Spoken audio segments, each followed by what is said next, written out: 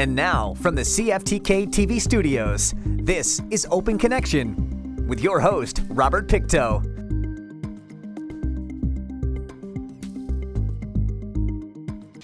Welcome to Open Connection. I'm your host, Robert Pictou. Our show today comes to you from the traditional and unceded territory of the Tsimshian people. In 1929, 45 kilometers of transmission line was installed to connect Falls River plant to Prince Rupert, with 5 towers that span the Skeena River close to Port Essington. On today's Open Connection, we open our archives to bring you this story from 1991. BC Hydro has predicted that over the next 20 years, demand for electricity in this province will rise by some 40%. It's not a huge surprise considering the ever-increasing population, but what may be hard to fathom is that Hydro predicts 90% of the power increase will come from northwest generating facilities. Thus, renovating current facilities to optimum efficiency has been adopted as one of Hydro's chief goals. The Falls River Dam project southeast of Prince Rupert falls into that category. The generating station, some 50 kilometers southeast of the city of Rainbows, at one time considered on its way out, will remain alive and well. Falls River, the original project, was built in 1930 for the Northern BC Power Company. They put in the initial 3.2 megawatt unit. In 1960, they increased the size of the plant to a total of 6.9 megawatts by adding a 3.7, and that's the way it's been running ever since. About 10 years ago, we looked at the possibility of redeveloping this site, and in fact got to the point of getting authority from the BC Utilities Commission to put in a new plant here, a 22 megawatt plant, which would replace that 6.9. We actually got as far as doing some work, built a cofferdam, did some excavation and so on. We unfortunately coincided, I guess, 81, 82 with a downturn in the economy, and when the tenders came in for the main civil work, they were significantly higher than our estimates, and the result was we suspended that operation. We did some emergency work to make sure the plant could run safely for 8 or 10 years. Produces about 7 megawatts of power. That power just is transmitted into the provincial grid. 7 megawatts of power represents about 1/5 of the capacity required to supply a city the size of Prince Rupert. The renovation work will cost BC Hydro around $11 million when all is said and done. That figure may seem steep, but the reality is it is a very economical price tag. The reason for that is because the older facility remains in sound shape. The heart of the plant is absolutely sound. That's quite right. The turbines, the generators, they're all fine. Basically, it's the concrete works deteriorated over the years. One of the key things we're doing now is to install a remote control capability so that the plant can be operated remotely, and that requires all the control equipment and the protection equipment for the turbines and all the electronic gear. That has to all be replaced, and that's a major component of this project. We expect the work to keep the plant in operation for upwards of another 60, 70 years once the work is done. The primary focus is dam safety issues. We'll be stabilizing the dam to meet present-day engineering design criteria for earthquake and maximum flood conditions. So we'll be anchoring the dam, repairing deteriorated concrete throughout from the dam to the penstock footings, concrete around the powerhouse, and be providing some environmental upgrades and oil containment facilities and that sort of thing. The original plan for Falls River and similar hydro projects in other locations was to rebuild from scratch. But after a financial review of the circumstances, renovating proved to be more cost efficient. About 3 years ago, then, we reviewed those studies, reviewed the redevelopment potential, and this time we found that because of different economic criteria and so on, that it in fact was more cost effective to rehabilitate the old plant as opposed to building a new one. So what we're doing now, in fact, is preserving the old plant, modernizing it, upgrading it to modern standards of performance and safety and environmental protection so that it'll last for another 50, 60 years or more. The old idea of redeveloping it for the moment has been suspended. Nevertheless, we still have that opportunity to go back in maybe 20, 30 years and build a new plant. Nothing we're doing now prevents us from in the future upgrading the plant to a larger size. I think so. I think that's a general thrust that we'll be looking at all of our existing plants to see if we can keep them in service longer and to make them more efficient to get as much energy as possible out of all of the existing plants before we look towards building any new projects. Open Connection will be right back after these messages. And now, from the CFTK-TV studios, this is Open Connection with your host, Robert Pictou. Thank you for staying with us. Northern BC Power set up office space on the second floor of the Pestner Block in 1929 and also rented the ground floor corner of 3rd Street and 3rd Avenue, now Scotiabank, as a place to pay bills and purchase electrical appliances. Let us return to archives to discover how the 1991 upgrades of the Falls River plant is progressing. Whether it be renovation or rebuilding, it's become the mandate of all organizations to consider the environment first and foremost. BC Hydro has been monitoring the Falls River project and its environmental status for years. That is in accordance with a long-term hydro plan of action.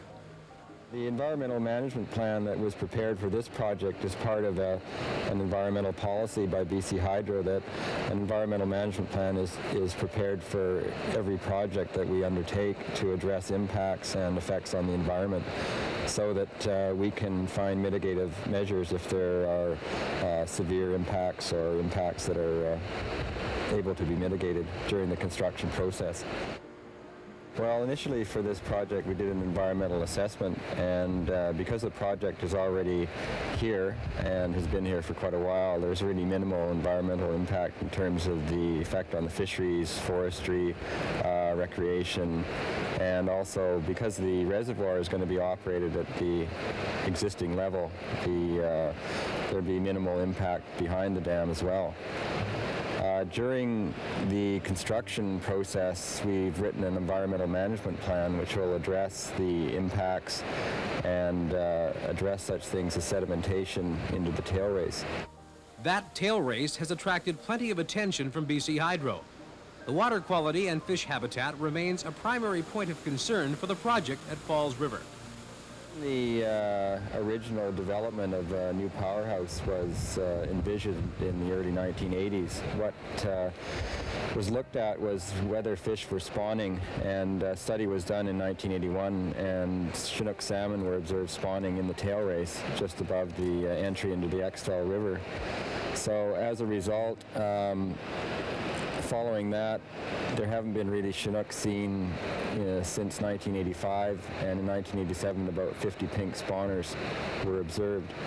Now, in order to preserve the water quality in the tail race, we're having, after the project is finished, there's currently a leakage of about 40 cubic feet per second of water flowing through the dam, and that will be maintained after the project is finished. It'll be an automated system that will essentially turn on when the turbines aren't operating and releasing water into the tail race. The deadline for tender submissions for construction at Falls River has come and gone. And before the revamped dam can play a significant role, time schedules will have to be met. Main site construction is expected to start in the middle of March to put the camp in. Plant shut down around the middle of April, and the construction period to extend through till about this time next year we should be cleaned up and off-site. It'll have an economic spin-off, obviously, during construction. The plant is a continuing energy source for the province as a whole, the provincial network, and specifically for Prince Rupert. In times when we have the line between Terrace and Prince Rupert out, this represents a pretty significant piece of the energy required in Prince Rupert itself. The actual operation of the future Falls River Dam will be in stark contrast to the old dam. High technology means simplicity and cost effectiveness. As well in this case and many others, it means a change in manpower. At the moment, we do have a resident operator.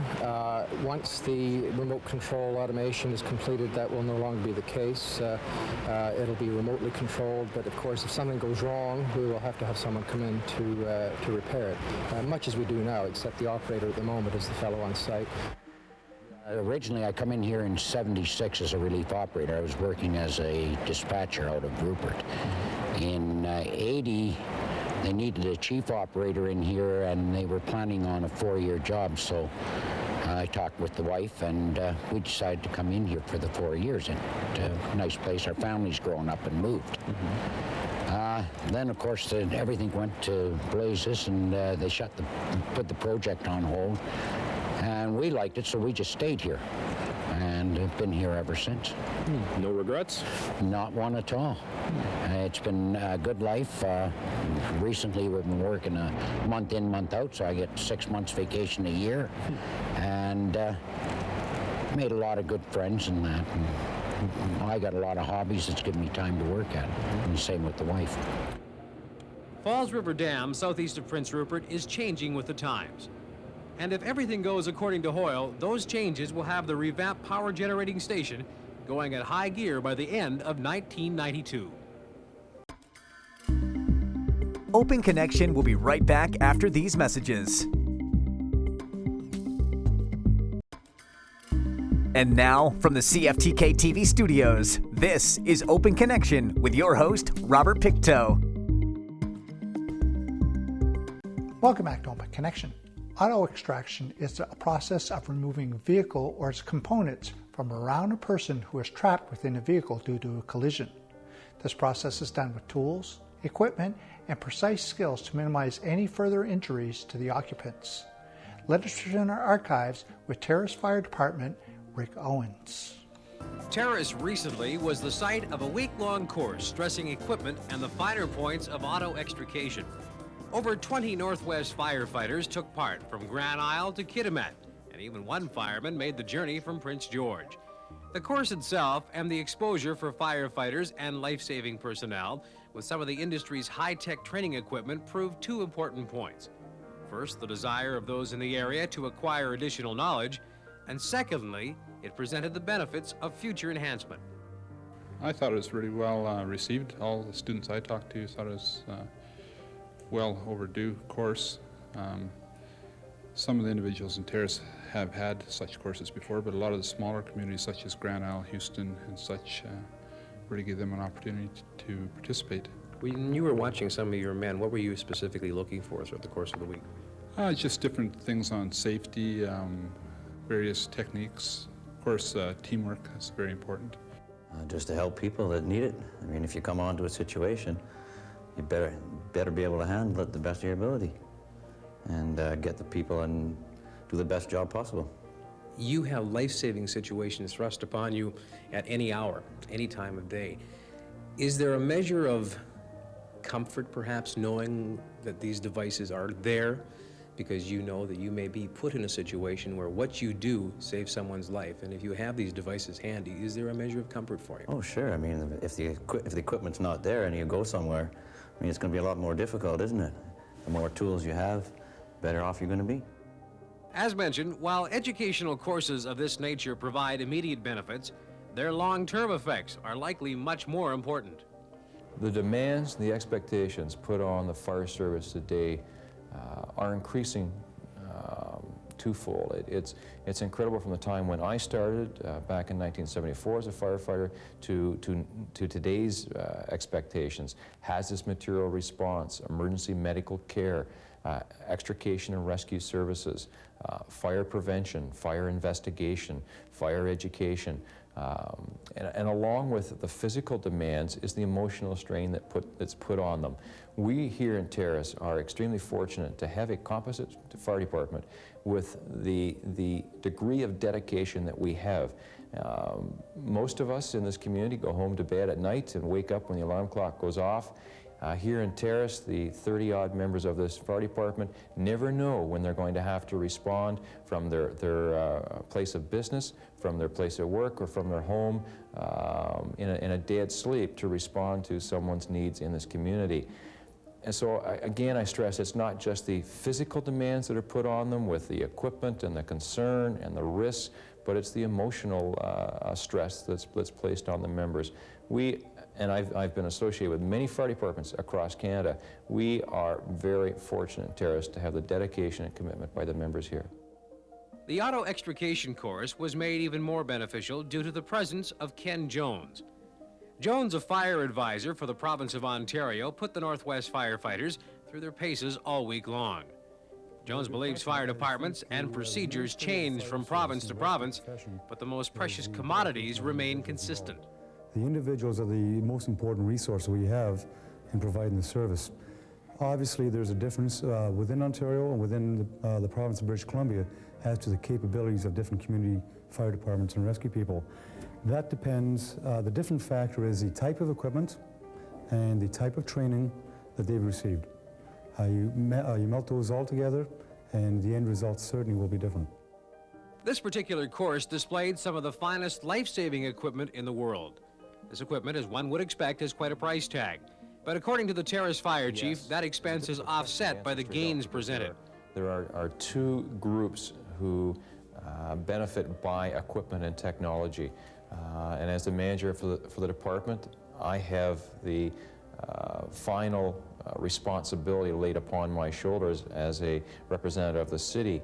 The first target group that benefits greatly from equipment and ensuring up-to-date technology is the citizens, the residents of the community in which we serve, so that if it's a fire, proper breathing apparatus, communications, turnout gear, protective gear for my men will allow us to do the job as efficiently and effectively as possible,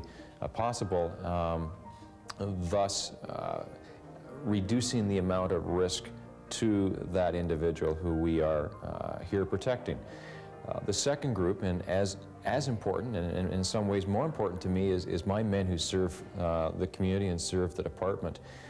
It's absolutely critical that I provide them with the best possible equipment to do the job, given the resources, and that obviously is based on a tax base and the ability to purchase this equipment. My men deserve the best possible equipment to make their job easier and safer.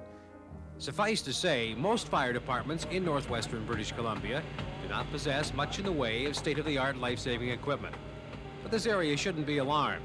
Hard, cold facts indicate the expense sometimes clouds the view for those municipal governments who have to pay the bills. I think the elected officials, they have so many things on their plate. Fire departments is only one of them. In some places, it may be a necessary evil.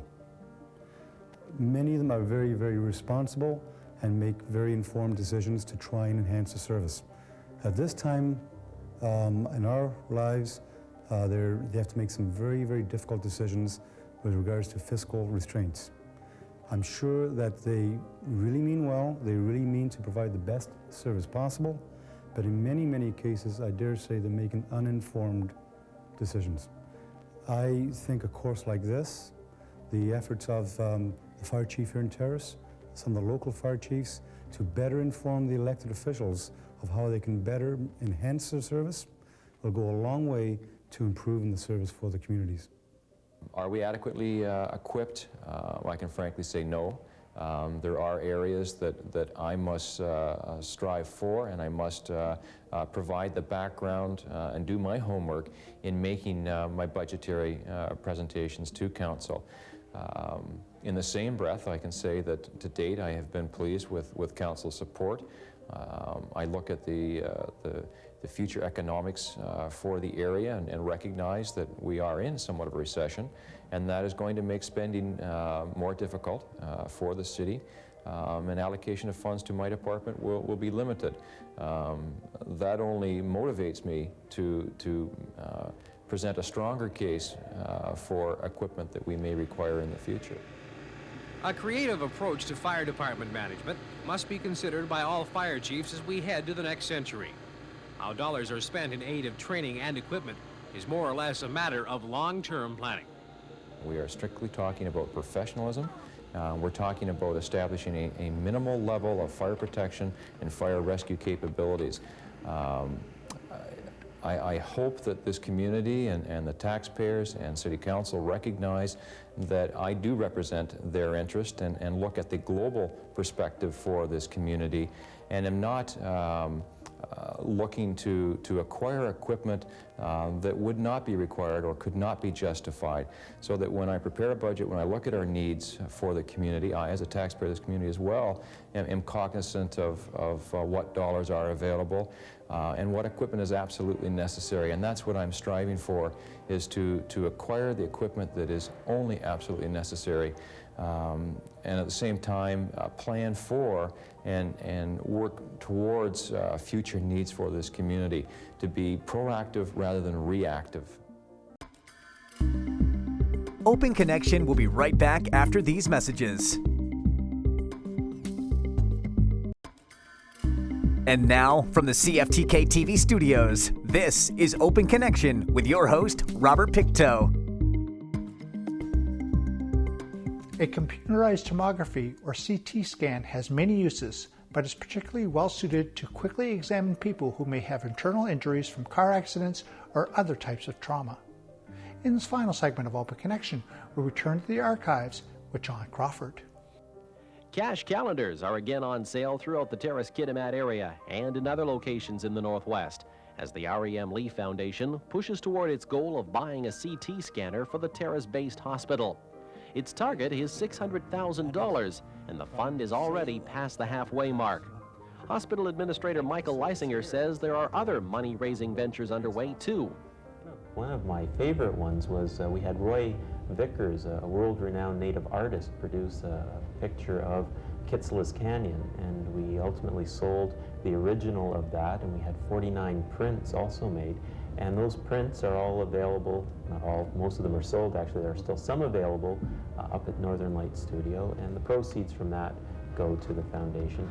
We have been selling OR greens for the past year. OR greens? OR greens. So we can all look like we're on MASH? We can all look like we're on MASH, that you're all surgeons, and they come in sizes from size 2 for the smallest child up to the extra large for adults, and they're available at several merchants around town. We also have our annual auction in the spring, at which point we have we sell off various donated items from merchants and citizens in the community, and that's always a very good fundraiser and a very fun evening. And right now, clearly, our main objective is getting these cash calendars done. We'll then shortly after that begin planning for next year's auction, and we're always looking for ideas of ways to raise funds. But you can appreciate it's a very small volunteer board, and it's a lot of work, but they're a very dedicated group of people, and I know they'll persevere until that goal is achieved. A CT scanner is essentially a computerized X-ray machine that examines a part of the body, say the skull after some sort of head injury. Then it creates a three-dimensional image. The computer can rotate that image to give surgeons a kind of inside look at their patients. One of the main fundraising efforts has been the cash calendar. Last year's sales raised over $65,000 for the scanner, and Jim LeClaire of the Elks Club hopes that they can do even better this year. Yes, we hopefully this year, with the winners from last year being quite enthusiastic about purchasing the calendar, which they have, we did hope to increase the sales this year. Thank you for joining us for this episode of Open Connection. The greatest distance in the existence of man is not from here to there, but the connection from one's mind and heart. If we can conquer that distance, we can soar like an eagle and realize our immensity within. I'm Robert Pictou.